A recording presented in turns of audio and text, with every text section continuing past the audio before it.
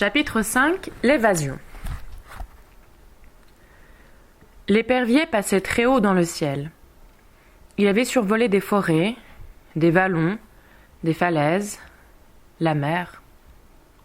Encore des falaises, des vallons, des forêts. Enfin, il cessa de battre des ailes et, se laissant porter par un léger vent d'altitude, il plana en cercle de plus en plus étroit. Il s'approchait du sol. Son œil rond, intense et noir, observait le bois de sapin au-dessous de lui et la clairière ceinte de très hauts murs.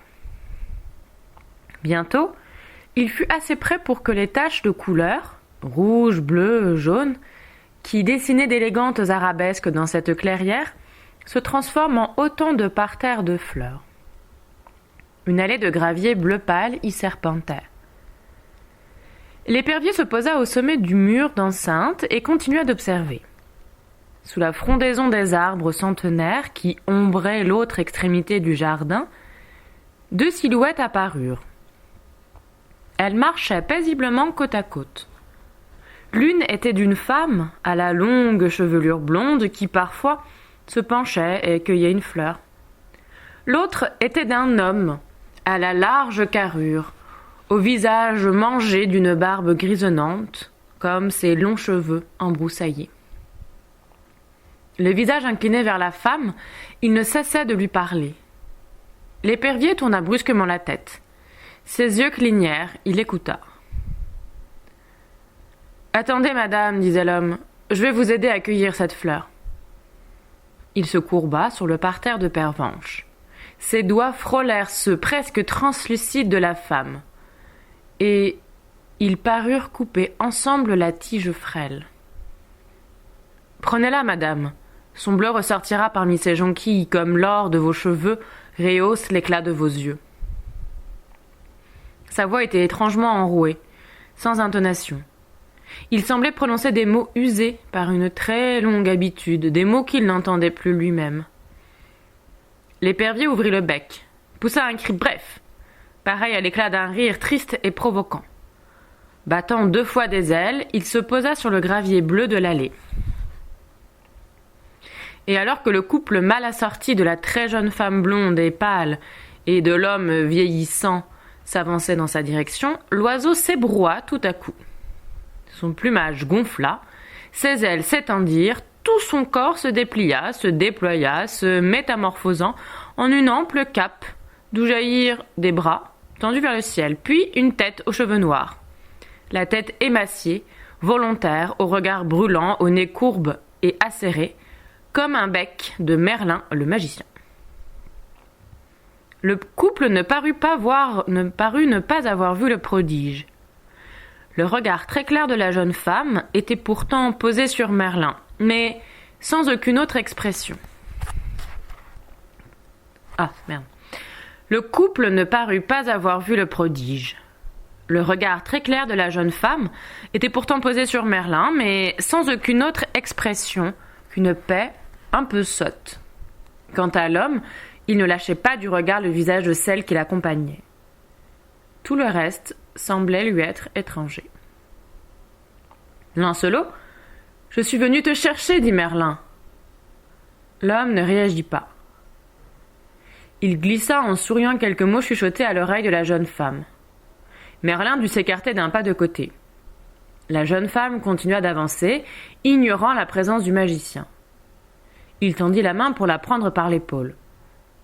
Ses doigts ne rencontrèrent qu'une sorte de brume qui se brouilla un instant à son contact, se reforma dès qu'il eut retiré sa main. Merlin, qui avait eu reconnu Guenièvre, avait bien sûr deviné qu'elle n'était qu'un double, un leurre de la reine de chair et de sang. Mais il ne s'attendait pas à ce qu'elle ne fût qu'une image, tant l'illusion était parfaite. En connaisseur, il apprécia les talents de Morgane, car il ne faisait aucun doute pour lui que la demi-sœur du roi Arthur, la nécromancienne, avait créé ce jardin, cette fausse Guenièvre, et emprisonné le chevalier. Elle seule en était capable. En quelques pas, il rejoignit Lancelot et lui toucha l'épaule. « Chevalier, regardez-moi. » Oui, l'épaule de Lancelot était bien une épaule humaine. Elle en avait été la réalité et la chaleur. Mais le chevalier était si profondément et depuis si longtemps plongé dans l'illusion du Val sans retour qu'il semblait s'être fait lui-même illusion, comme un dormeur ne pouvant plus échapper à quelque rêve perpétuel. Il n'entendait pas la voix de Merlin. Il ne sentait pas le contact de sa main. Cette voix et ce contact trop réel n'appartenaient plus au monde dans lequel son esprit s'était figé. Merlin éprouva un très court instant de découragement. Cela suffit pour qu'une brèche s'ouvre dans la puissance protectrice de sa propre présence et que Morgane, soudain, apparaisse. Grande, haute, brune, d'une beauté d'oiseau de proie, elle se dressa brusquement dans l'allée, quelques pas derrière le couple et Merlin. « Quelle bonne surprise !» fit-elle d'une voix grinçante. « Je n'espérais plus te revoir un jour, fils du diable. Qu'est-il donc arrivé à Viviane pour que tu sois là, comme un grand poté parmi mes fleurs ?» Je crois que j'ai été trop longtemps absent. Je viens remettre un peu d'ordre dans ce monde. Morgane éclata d'un rire mauvais. Quelle prétention! Remettre un peu d'ordre dans ce monde. Mais il est trop tard, Merlin. Le monde a tourné sans toi et bientôt ce sera à mon complet avantage. Prétentieux, prétentieuse et demie, murmura-t-il. Il s'accroupit. Il étendit sa paume ouverte au-dessus du parterre de pervenche. Aussitôt, elles se recroquevillèrent, fanèrent, brunirent, et il n'y eut plus que des dizaines de lombrics grouillant sur le sol. « Au fond, dit paisiblement Merlin, tes fleurs te ressemblent. » Il se redressa.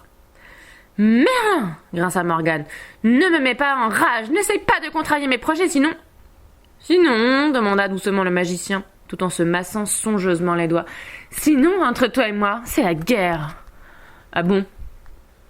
Ce n'est que ça. Si ce n'est que ça, soupira Merlin. Tu sais, après tant d'années passées dans ma prison d'air, je me demandais si mes pouvoirs m'avaient abandonné. On dirait que non, après tout, regarde. » Le bras tendu, les doigts ouverts, il fit un large geste circulaire englobant tout le jardin. Les fleurs, comme sous le coup d'un gel instantané, se racornirent, tombèrent, s'effritèrent et devinrent autant de vers qui se contorsionnaient hideusement. « Tu le regretteras, Merlin !»« Mais oui, vois-tu, Morgane, je t'ai connue enfant, et j'ai du mal à te prendre au sérieux aujourd'hui. Hein. Tu ne sais pas ce que sont devenus mes pouvoirs. Je sais en tout cas que tu n'es pas assez sûr de ces fameux pouvoirs pour être venu m'affronter en personne. Merlin, pour la dernière fois... Tais-toi, tu m'agaces. Tu n'es toi-même que l'illusion de toi. » Il braqua sa main aux doigts ouverts sur la nécromancienne. Elle grimaçait de colère et d'impuissance. Peu à peu, les traits de son visage se brouillèrent, s'effacèrent. Elle ne fut plus qu'une haute ombre noire. Alors, Merlin abaissa brutalement la main vers le sol. L'ombre noire s'effondra comme un verre se brise, et ses morceaux, parmi le gravier bleu, devinrent un amas furieux de vipères. Merlin n'eut pas besoin d'user davantage de sa magie. Dès que l'image de Morgane eut été vaincue, transformée en un nid de serpent, son pouvoir sur le Val sans retour s'évanouit. Les murs infranchissables qui le ceignaient se métamorphosèrent en des millions d'insectes qui s'envolèrent ensemble dans un vrombissement extraordinaire. Il y eut, au-dessus de la clairière, comme un nuage de ténèbres qui occulta le soleil. Il fit noir.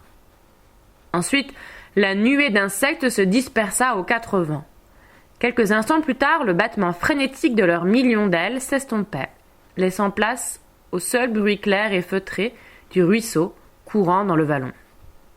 « Non, Guenièvre !» Merlin fit volte-face. Là-bas, à quelques pas de lui, Lancelot tombait à genoux et tendait les bras.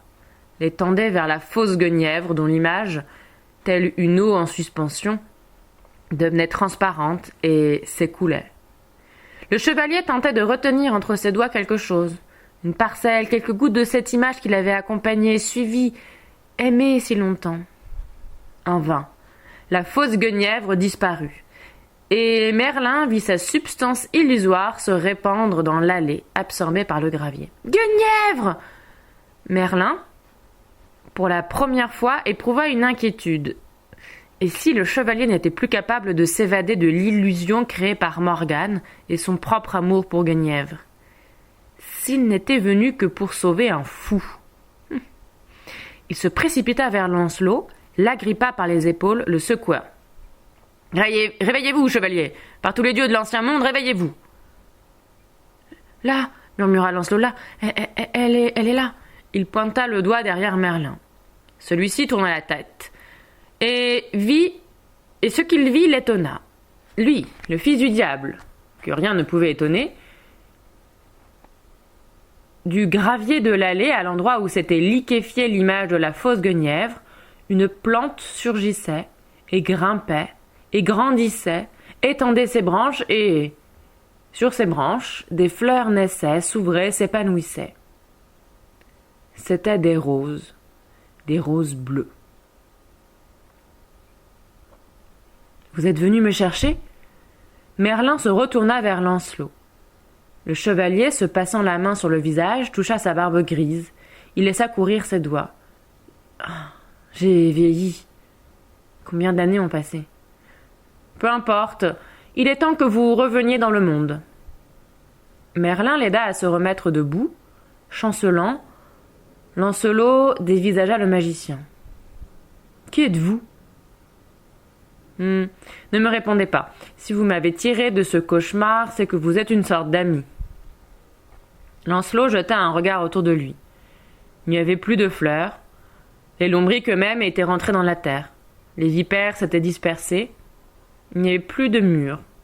Un cheval harnaché de blanc paissait, un peu plus loin, dans le vallon. « Je suis libre ?»« Oui, oui, dit Merlin. Mais prenez garde à cette liberté. » Où est Guenièvre ? Avec le roi, avec Arthur. C'est sa place. Elle sait ce qui m'est arrivé ? Non. Mais elle m'a envoyé. Lancelot, les yeux perdus dans le vague, hocha lentement la tête. Merci. Vous savez, je ne me rends pas compte. Suis-je vivant ou mort ? Est-ce un nouveau rêve, une autre illusion ? Tout est illusion, chevalier, quelles que soient nos vies. Peut-être, murmura Lancelot. Il s'approcha du rosier planté dans l'allée. Il en cueillit une rose bleue, dont il orna sa chemise. Il désigna le cheval qui broutait non loin d'eux. « C'est le vôtre ? » ?»« Il est à vous, dit Merlin. Faites-en bon usage. » Lancelot hocha encore la tête, s'éloigna de quelques pas, s'arrêta. Guenièvre, m'aime-t-elle encore ? Merlin ne répondit pas. Il désigna le cheval. Partez, chevalier. Elle m'attend. Le magicien baissa tristement la tête. Je le crains. Lancelot n'en demanda pas davantage. Il tourna le dos à Merlin et se dirigea vers le ronsin. Des phrases 1000 et 1000 fois répétées lui tournaient encore dans la tête. Celles qu'il avait dites combien de fois ? À la fausse Guenièvre. Il cherchait celles, neuves, jamais prononcées, qu'il trouverait quand il serait enfin face à la véritable reine. Quant à Merlin, avant de redevenir épervier, il s'interrogeait. Était-il décidément trop tard pour sauver Arthur, son royaume et tout un monde ? Et lui aussi, le magicien, le fils du diable, avait-il vieilli comme Lancelot ? Toute sa magie ne pouvait rien contre le temps.